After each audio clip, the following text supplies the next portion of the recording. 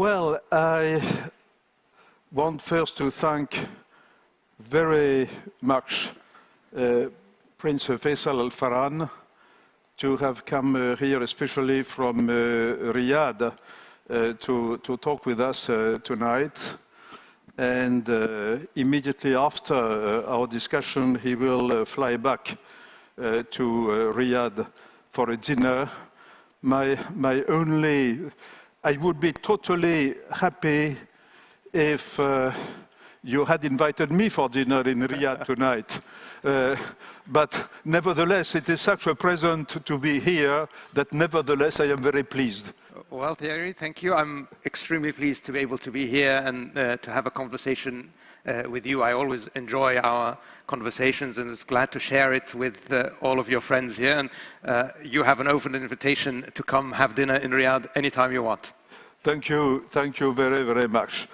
Now, I am grateful to you for a second reason. I apologize for your collaborators because I understand that you had a very good speech prepared. Maybe it could be distributed, by the way, to us later on, but you have agreed to replace the speech by a discussion between the two of us.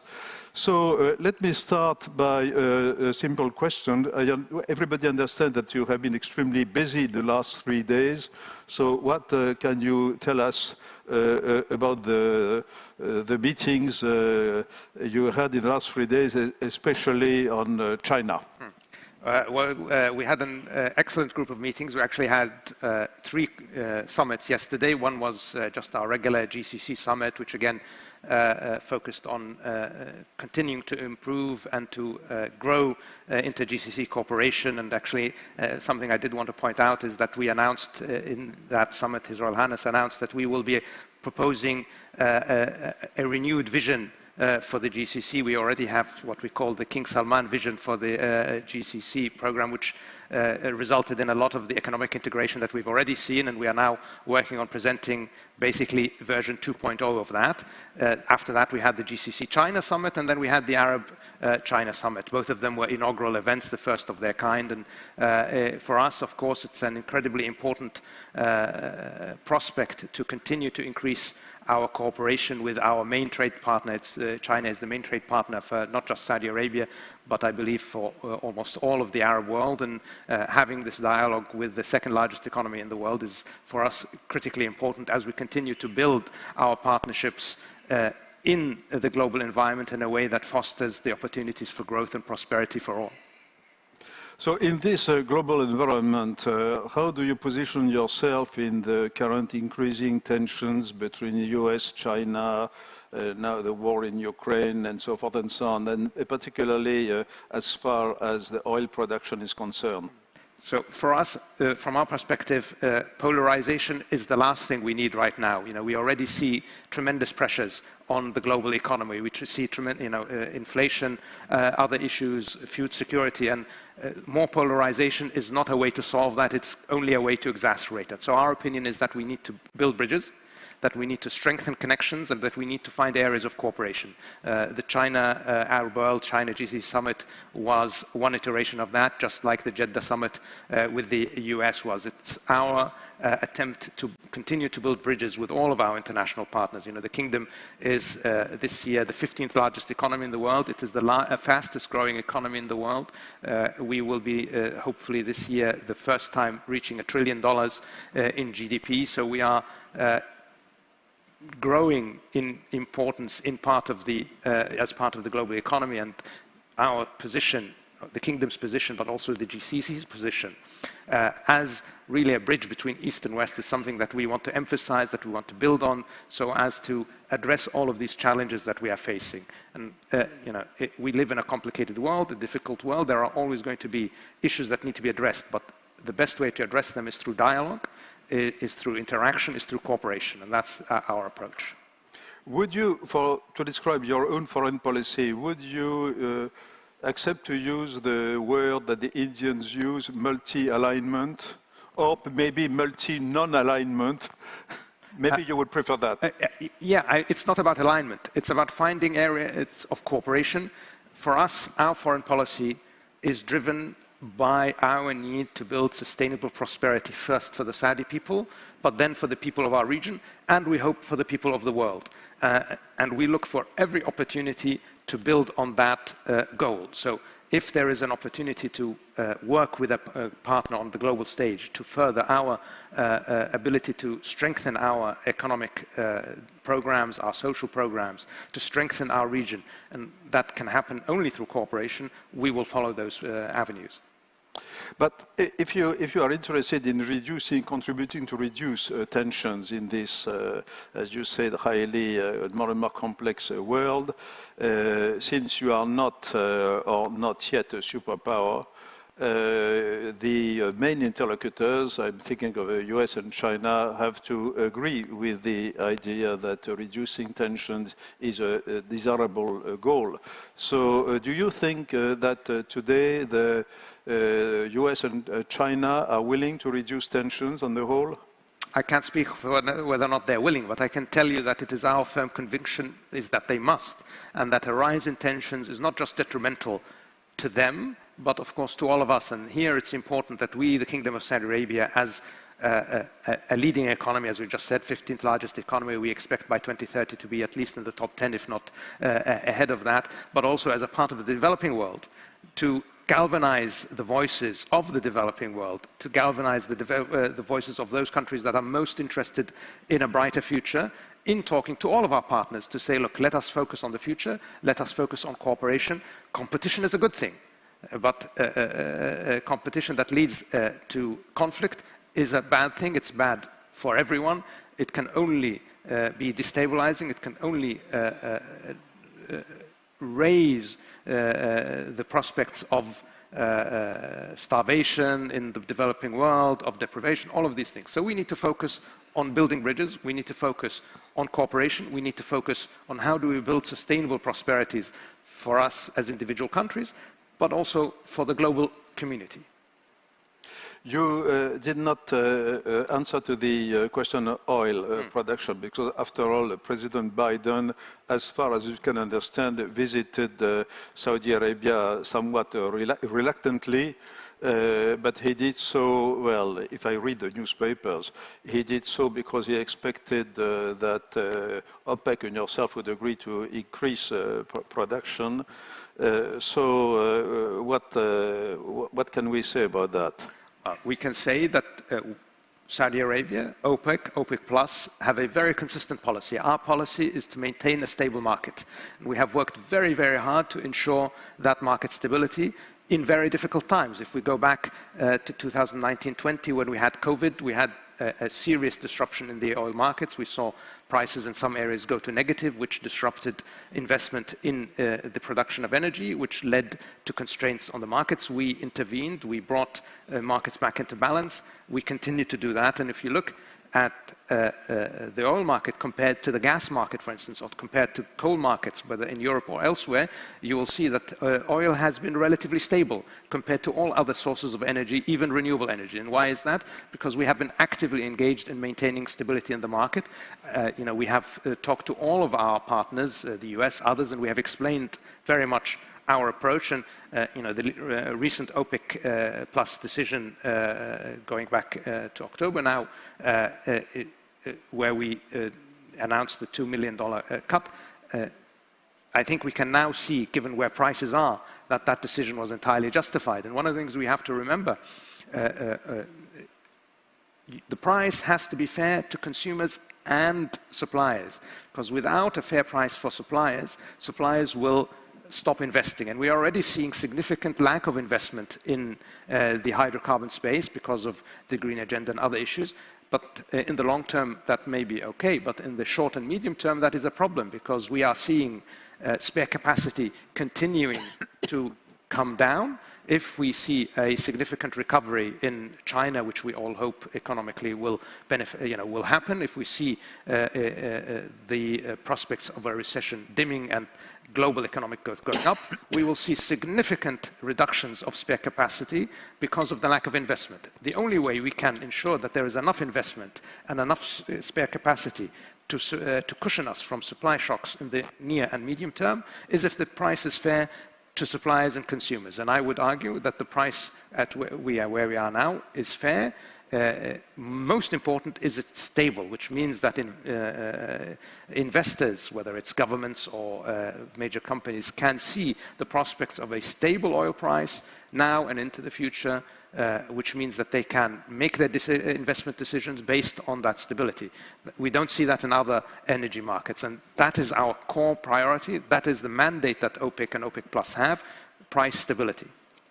Thank you very much. This is a very precise answer. More generally, what can you tell us about Saudi-Russia relations? So we have had relations actually since after the first Gulf War, and we have continued to have strong relations, good relations. We've tried to improve them. We work very closely together, of course, within OPEC, OPEC Plus historically, and that, as I just explained, has delivered benefits to the energy market, to the oil market. Obviously, the situation, the conflict with Ukraine is something that is of great concern to all of the global community, and we have expressed our opinion that in the United Nations General Assembly. But we, as I said in my first remarks, believe in dialogue. So our priority is dialogue, and that includes talking to Russia, who we still consider as someone that we can deal with, that we have a good relationship with. We have seen that relationship help, for instance, in some prisoner swaps. So you can build on these connections, these relationships, these trusts to help dialogue. We have tried to continue to foster a dialogue between Russia and Ukraine. We continue to have an engagement. Something that many don't know is that we actually have, commercially, our relationship with Ukraine is, our trade relationship before the conflict with Ukraine was larger than it was with Russia. So we have a strong relationship with both of those parties, and we are focused on continuing to foster the potential for dialogue. This conflict will only be, in the end, resolved through dialogue, and we need to focus on that. And well, now many experts and commentators complain that the US policy in the Middle East is not totally clear, to say the least, which of course might have some serious implications because, as they say in physics, nature bore void. So could you comment on that? I certainly think that the US has an important role to play, and that part of that role is, of course, in our region, is being very engaged. I think they are engaged, and I think we are having a very good conversation with our partners in the US. But we do need to have a real strategic dialogue, and that's something that's happening. It's happening on the bilateral level, but it's also happening GCC, US, it's happening Arab world, US. So I think the US is playing an important role and will continue to play an important role in the region, especially from a security perspective.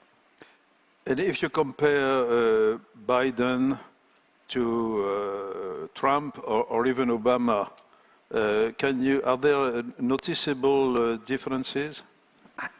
Every president will have difference in style, every administration will have differences in approach, and certainly policy is very different between a Republican administration and Democratic administration, so there will be clear differences. But in the end, I believe US interests are the same, whether a Republican administration is in office, a Democratic administration in office. They may approach those interests differently, but we have had a strong relationship with the US through multiple administrations, Republican and Democratic, so we are very accustomed to dealing with changes in approach.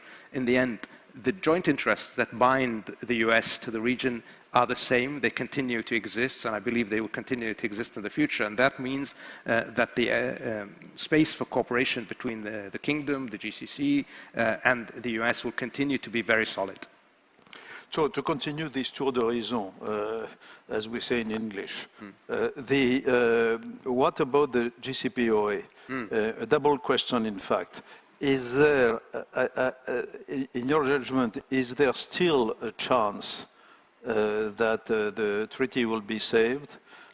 Or is it now inevitable that Iran will become a nuclear power? And if so, what do you do? So, is there still a chance? Certainly there is always a chance. I cannot say there is no chance. What I will ask you, does necessarily reaching a JCPOA mean that we will not have a nuclear-armed Iran? I am not so sure. We are quite skeptical about the JCPOA. That said, we continue to support an engagement on the JCPOA and a return to JCPOA on the condition that that be a starting point, not an end point. So it be a starting point to addressing some of the deficiencies within the JCPOA and some of the other issues of concern. The signs right now are not very positive, unfortunately. We hear from the Iranians that they have no interest in a nuclear weapons program. It would be very comforting to be able to believe that. We need more assurance on that level. If we don't reach a JCPOA, I think we enter a very, very complicated period in our region, a very dangerous period that we should avoid. That said, even if we did come back to a JCPOA, I'm not sure that that is the end. I think we need then to look beyond that to a stronger agreement. Can you elaborate a little further? On what happens if they get an operational nuclear weapon? I think clearly if Iran gets an operational nuclear weapon, all bets are off. We are in a very dangerous space in the region. We have already seen significant activity from Iran. We could see much more risk from that. And of course, regional states will not want to be exposed to such a threat without a reaction. So you can expect that regional states will certainly look towards how they can ensure their own security. A few words on Europe, Saudi, European Union, France in particular, because France is my country, so this is of course. We have started last year, actually, we signed a strategic framework with the European Union, between the GCC and the European Union, which has already brought significant progress. We restarted our FTA talks after they had been stalled for many, many years, so that's a positive sign, and I think Europe is still one of our main trade partners, and it's a very important technological partner, so there's a lot we can do with Europe. I would say that Europe needs to be more engaged in this region. We have a lot to offer Europe in this region. We are, of course, already a very important energy partner, but we are also a very important partner for the energy transition. So Europe cannot achieve its carbon neutrality goals without this region, because you cannot produce enough renewable energy in Europe. We are investing, the Kingdom, others in the region, tens of billions, hundreds of billions of dollars in developing green hydrogen capacity, in developing solar energy capacity, wind capacity, the capacity to export that green energy to Europe and elsewhere. So we will be a key partner for Europe well into the next century. So we want to build on that partnership. The relationship between the Kingdom and France is very, very strong. I can say that we can see President Macron is very engaged in the region, is very active in trying to work with France's partners in the region, and we have built an excellent working relationship with our French counterparts across the board, whether it's in the economic side, but also the political side, dealing with regional files, whether it's Lebanon, Iran, etc. So we look towards strengthening that relationship, and France has been, as I said, very proactive, and that's something that we appreciate.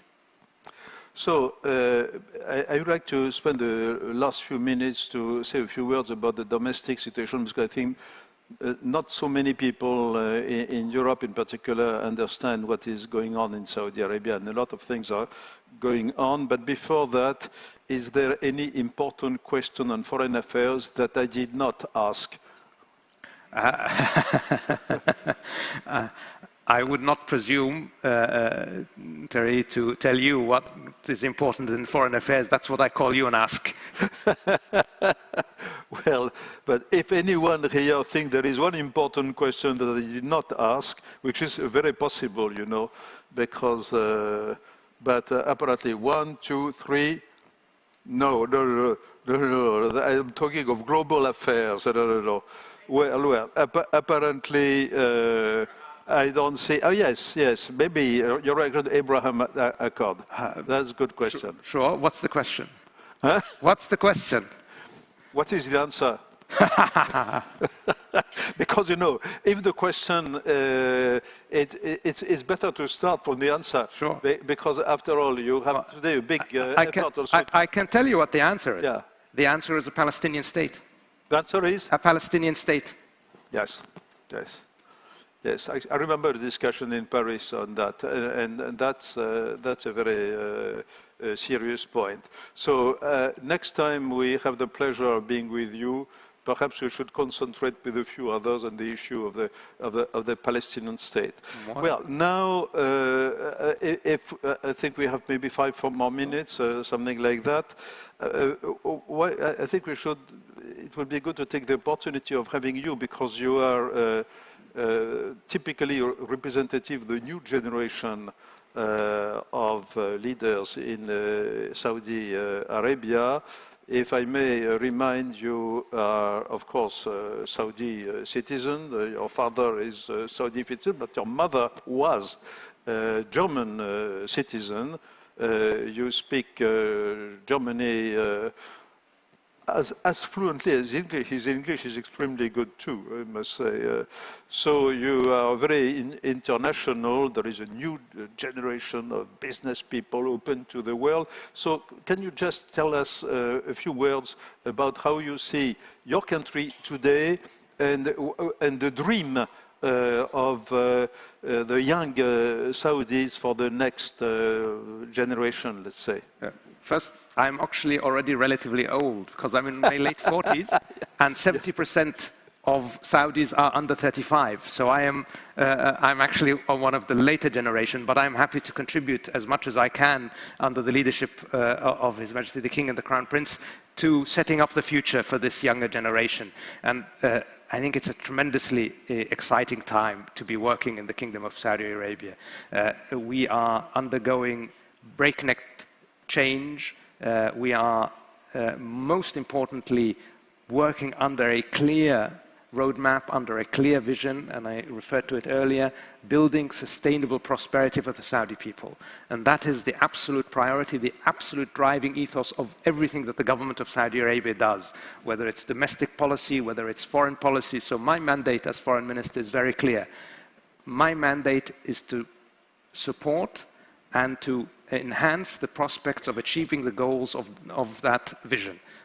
Sustainable prosperity for the Saudi people. And that's what I spend most of my time on, and that's tremendously exciting to have a very clear direction, what you're working on, what are the goals, what are the objectives, and of course, we could go into any number of details, but we mentioned one of them, the fact that we are this year going to probably reach $1 trillion GDP size for the first time in our history. The fact that Saudi Arabia, with all of the challenges that this region presents, is the fastest growing economy in the world, that we are on track to being the fastest growing economy in the G20 for the next 5 years, according to our estimates. The fact that we have plans in place that will likely mean that we are, by 2030, in the top 8 economies in the world. All of that means that it's a tremendously exciting time to be part of the government under the leadership of the King and the Crown Prince, and it means also that we have a lot of expectations to live up to. But we have a fantastic team, we have fantastic energy within the government to work that, and most important, if we hope you can visit us in the kingdom, and all of you here, you can see the energy in the kingdom. And that energy is infectious. You can see people really being excited about the future. You can see people being engaged in the future. Unemployment numbers are down. Home ownership numbers are at historic highs. We are now already very long around on the path towards diversifying our economy away from a dependence on oil. All of these targets are moving steadily ahead, and that is contributing not just to the success of the kingdom, but also, we hope and we believe, to the regional success. Do you, of course, the country is extremely young, as you reminded us, but do you still have resistance, some kind of social resistance from the oldest generation? So as one of that older generation, I can tell you that... No, I am talking my generation, for instance. My generation of Saudis. Yeah.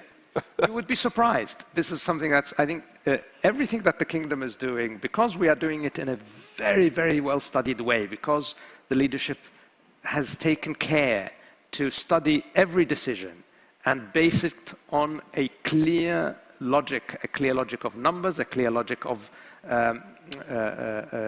necessity, everybody understands and everybody is excited. Even the older generations, people that are older than I, people are very, very engaged. And I hope, when you visit the Kingdom, Terry, you will see how engaged everybody is across the board. Everybody will have their opinions, but in the end, the energy, the prospect of moving towards the future, I think what you will hear most of most people is, we've been waiting for this for many years, and we're just so happy that we get to see it. So a very last question. We could spend a lot of time with you, but you already were very generous. But a very last time that would bridge the two topics, that is foreign affairs and domestic affairs. There is a very classical subject, very much discussed by professors, that is the relationship between domestic and foreign policy. So in your position today, how do you see this relation? Absolutely key.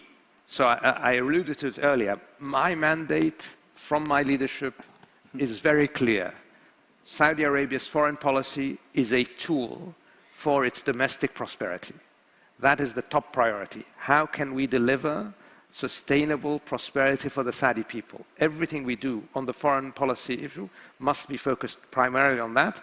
And that, of course, means protecting our interests, building partnerships, but it also means building a stable, secure region, because you cannot build prosperity in a turbulent region. It also means working with our global partners to ensure global stability, because as we have seen from the conflict in Ukraine, a crisis anywhere in the world can have impacts all around the world. So we must, if we want to protect our pathways to sustainable prosperity, we must be engaged in the world. So one of the results of that mandate is that we are trying to be more engaged, not just in our immediate region, but globally, in a way that serves our interests, but that serves the interests of the wider global community, with a focus, I have to say, really on the developing world. Because for us, we feel very strongly that the developing world's voice has not been heard enough. And we are, of course, part of the developing world still. And we see that the global agenda historically has often been set in a way that has ignored the interests of developing countries, most of the time out of the best intentions, but still, they have not served really effectively the developmental path of those developing countries in a way that is most effective. So we want to be part of the global conversation in a way that ensures everybody has a pathway to prosperity, because we, even in the regional context, we have taken an approach that it is absolutely key that our immediate neighbors are not just stable, they are also prosperous. Because if they have growing economies, if they have